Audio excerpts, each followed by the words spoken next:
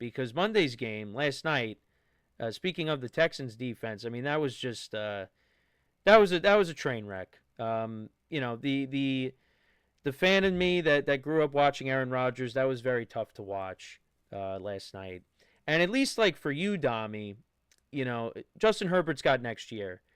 Based off of what happened last night, and especially with what happened today with Mike Tomlin now stepping down. We'll talk about that a little bit. I think that basically signals the end for what was a incredible career for Aaron Rodgers, an incredible 20 years. The only thing is, would have liked to have seen him win a little bit more hardware, a little bit more championship rings, but that's not the case. It's hard to win a Super Bowl. I mean, unless you're Tom Brady, obviously. But an incredible career it was. It's fortunate to at least see him get back to the playoffs because that was something, especially with how the last 2 years have gone.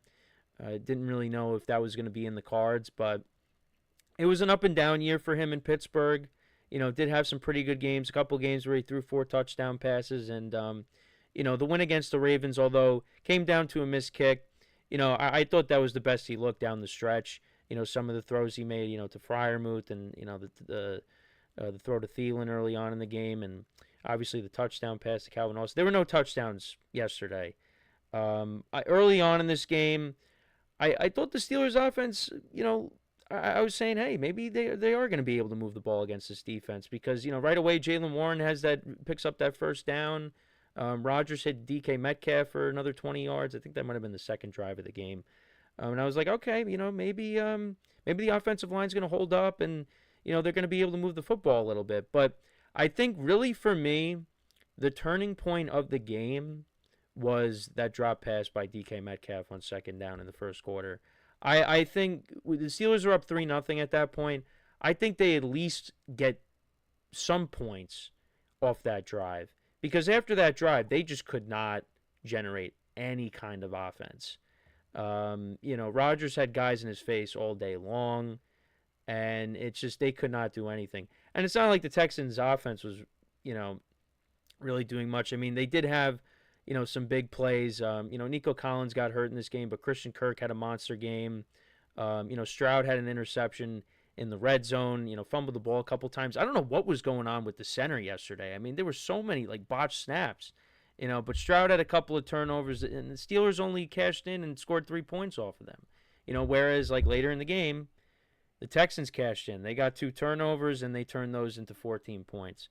So it really just came down to what offense was going to turn the ball over and what defense was going to score off of those turnovers. And the Texans' defense is really what won the game for them. I mean, Stroud did not play great game. Did make a couple of nice throws, but, before the 2 turnovers, the Steelers had the turnover battle 3-0, and they only could generate 3 points off of those turnovers. So it was definitely going to be a tall task. I thought with the Steelers being at home, I thought that, with the home crowd and how Rodgers has been looking recently, and DK Metcalf coming back, I thought that, maybe they'd be able to eke out a win and at least survive for another week. But the Steelers' defense was just on the field for too long. And the Texans wore them down with the running game. Woody Marks actually had his first career 100-yard game in the NFL, had a rushing touchdown. It was tough to watch. It really was that's how it's going to end. But, again, especially with Tomlin stepping down, I think that's probably going to be it. I mean, Rodgers isn't going to make a decision, I don't think, immediately. I think it's going to be a little bit before he does make it official because the season literally just ended.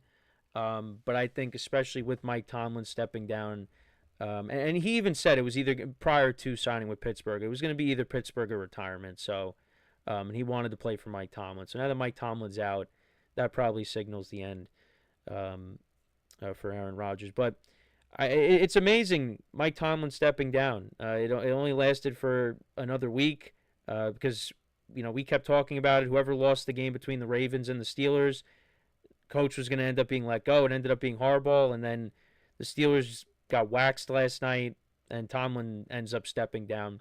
And now it puts an interesting situation together because it's the same as Sean Payton's situation where Steelers have the rights to him still. So if a team wants Mike Tomlin, they're gonna have to trade for him.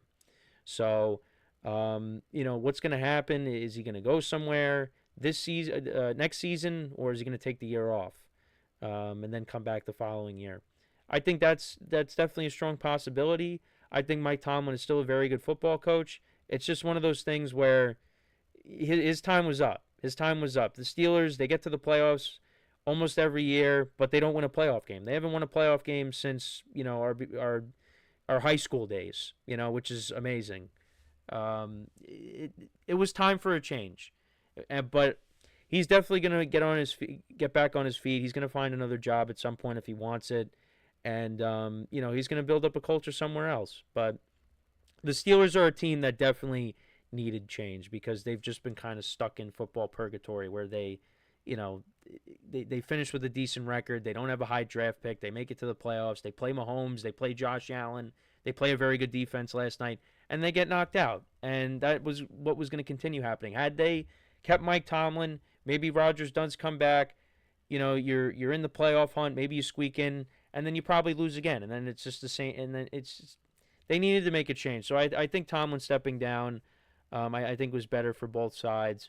And then for Aaron Rodgers, like I said, just great career. It was awesome getting to watch him all these years, and just another domino in the golden age of quarterbacks, honestly, because we had some really good quarterbacks growing up, and there's only a couple left. I mean, I don't know what Flacco's going to do. I mean, you still got Stafford, but that's pretty much it. And then it's just, but I think the NFL is and we both agree with this. The NFL is in very good hands with the quarterbacks that we got right now. I mean, obviously some of these guys got to win some rings, but I think we're in very good hands with the quarterbacks that we got right now because there are some really good ones right now. No, yeah, very very interesting unfold of events. Like when you talk about Mike Tomlin, him stepping down, kind of looked at as mutual from I guess the public's eyes. But it could be anything. I mean, maybe they want him to go, but they want him to go the right way out of respect. I don't know what really went on internally. I disagree kind of a little bit with you and with other people. I think you're never going to find a coach better than Mike Tomlin, and I don't think that's the change the Steelers necessarily need to make. I think the change has to happen within the roster. I think when you're going into these seasons with Aaron Rodgers at the tail end of his career, with Russell Wilson at the tail end of his career, with the Kenny Pickett, with a Mason Rudolph. I think what Mike Tomlin has done over the course, again, I know he hasn't won a playoff game. The last time he won was before Mahomes was in the league. But, what he has to work around him, whether it was Ben Roethlisberger aging, the quarterbacks I've mentioned, I don't think he has necessarily had the talent to ever make a deep run or to even really win a playoff game. Again, maybe he could have won this one. I know you're going to disagree with me on this as well, but when it comes to Texans, Steelers, and I kind of felt the same way about the Panthers, about the Chargers, those four teams kind of in a group. Those teams, whoever won the Texans Steelers game, and if the Panthers or the Chargers would have won, those teams could win a game in the playoff format. But I don't really think those teams really had Super Bowl run on their outlook. Again, you would probably disagree with me on the Texans, as I know a lot of people watching will. A lot of people really believe in that Texans defense, and I do as well. I think the Texans defense has the best defense in the entire league. I don't think they have what it takes to win a Super Bowl because, again, a lot of people like to look at the Peyton Manning run with the Broncos. Again, that Broncos willing him to a Super Bowl. I think that's a very unique run. I don't think that's a type of run we see again, just because of what's in the AFC as well. We see the Texans going up against Drake May, even though Drake May didn't have his best playoff game and it wasn't that encouraging for that offense. I don't think you're holding the Texans 2-6 points. I don't think you're holding the Patriots 2-6 points. And then when you look at, again, the winner of the next game, whether it's Bo Nix being a better quarterback, having a defense to match up with the Texans, or if you face Josh Allen, again, I don't think those are guys you're holding the 6 points as well. And again, I think the combination of the offensive line and C.J. Stroud, I don't think that's an offense that can muster up enough points to win a Super Bowl again. You're going to have to see a massive jump from them. C.J. Stroud, in my opinion, in this game, I thought he looked awful. I thought he looked really bad. He fumbled the ball 5 times. Obviously, he lost 2 fumbles. He threw an interception in this game. I thought he looked really bad. Obviously, the defense was able to step up against the Steelers offense that isn't great to begin with. We know that. They aren't really a playoff offense at all, even though they were able to get in. But that AFC North was just nobody really wanted to get in, it looked like. But I don't think he could win a Super Bowl right now with a C.J. Stroud and an offensive line. If I do think Bo Nix is definitely, like, I'm obviously high on Bo Nix, way higher than the public is. I think there's a clear gap between him and C.J. Stroud, but also the differences with those two teams being similarly built. Denver's offensive line is great. Even though I think C.J. Stroud is much worse than Bo Nix, his offensive line is also bad as well in a combination. I don't think that offense is going to be able to will that team to a Super Bowl. A lot of people do, just based on how wide open it is and how talented the defense is. I personally don't see it happening. But yeah, again, like Aaron Rodgers, is he going to come back? Is he not going to come back? Again, I'm with you. I don't think he's going to come back, but you never know with this guy as well. Maybe possibly if they get a really good coach and hire, one of the best candidates, a stable candidate very quickly. Maybe he has a change of thought or whatever, or maybe he decides I want to come back for one more year. I don't necessarily know. I do think Tomlin, again, leaving does decrease the odds of that. Also, at the same time with Tomlin, I don't expect Tomlin to take another job this year, even though, again, on the outlook, it may possibly be foolish because the amount of good jobs that are out there. But at the same time, I do really think Tomlin is going to spend a year in media and then look at everything else as well. Obviously, like you said, the Steelers retain his right, so they will be able to get probably something decent in return for him. But again, this Texans-Steelers game to me, there needed to be a blowout. It was a pretty bad game for me because, again, like I said, in my personal opinion, not only do I not really like or a fan of anybody on the field, at the same time, I don't really think this matchup is going to result in any team going on a big run, no matter who came out of it. Obviously, your thoughts are different with the Texans, but yeah, I mean, I think, like, for me, it's, again, I think because the Texans have an elite unit on their team, and that's their defense. And I think their ability to get after the quarterback, to force turnovers, which they did they forced a couple late in the game. I mean, one of them, like Rodgers is trying to get something going on fourth down late, and that unfortunately resulted in a pick six.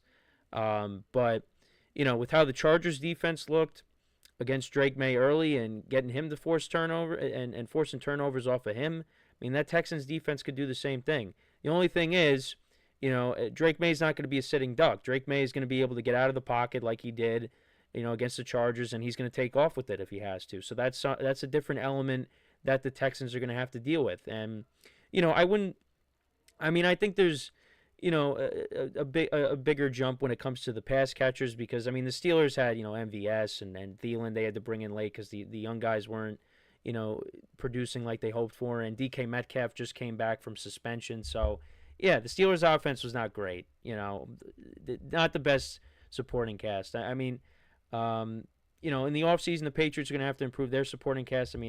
There's still stuff we got to figure out with Stephon Diggs that we're not going to get into, but that's a development there.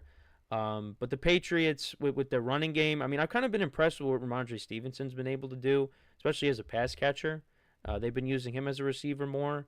And he's been making his mark, and you still got TreVeyon Henderson. His explosiveness has had some big explosive runs this season. Hunter Henry is a key component of that team. So, and on top of that, yeah, Stroud didn't look good, and he's going up against the Patriots defense, which is a solid unit. They can get after you. I was about to say that. Yeah, like again, if the Patriots defense plays how they played against the Chargers, Chargers might have been a little bit. I don't know. Chargers, again, wasn't the hardest task, obviously, because we all know where their offensive line ranks.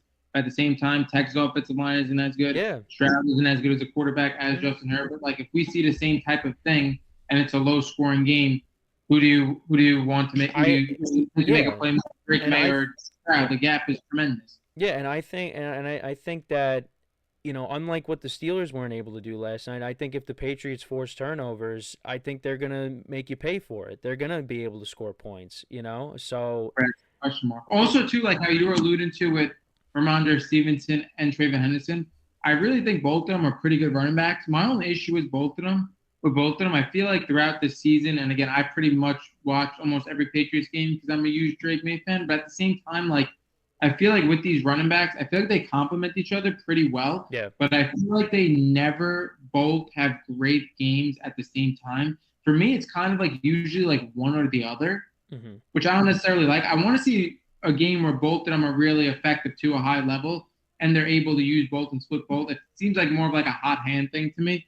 But yeah, the running backs are really good for them. And again, I think that's the biggest takeaway for me for the Patriots game. I'm not overly impressed with how the Patriots offense performed at all. Drake May did figure it out late in that game. And I do think again, even though they won very differently, for Chicago and for the Patriots, I think it's very important that, again, Drake May and Caleb Williams really had slow starts in the first half. There's no doubt about that. But I think, again, just to get over the hump of your first playoff game, come out with a win and survive in advance is more important than anything. And I do think, again, like how well this Patriots unit has played, if it does get into a defensive battle, because I do think this Patriots defense can get the strap, it's going to come down to who can make a big play.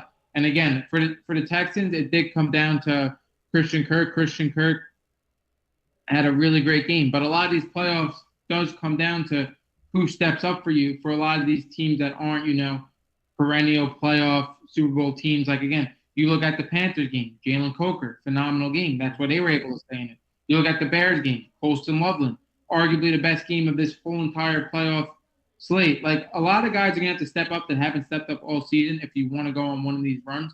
So that's big as well. But like I said, I think the Patriots have the unit defensively to keep up with the Texans, again, to shut down the Texans possibly, to make it a low-scoring game if that's what it needs to be. But they also have the quarterback and the upside to blow by them as well when it comes down to making plays in big spots. Obviously, everybody trusts Drake May, no matter if you're a Texans fan or whatever, more than C.J. Stroud.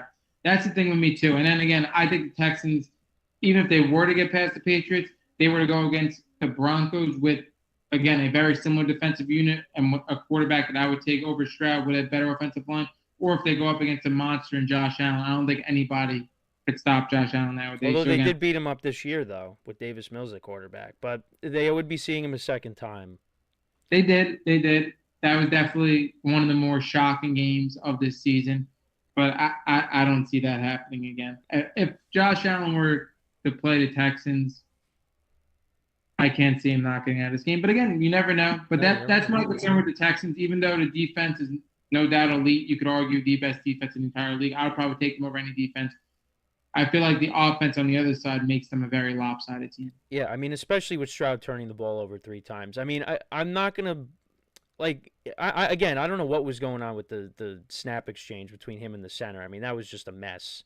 But I mean, if you turn the ball over 3 times against the Patriots, like they're gonna make you pay. So they got to make sure that does not happen. And we got to see what happens with Nico Collins because he got banged up in this game, and he's obviously their best receiver. Christian Kirk really stepped up.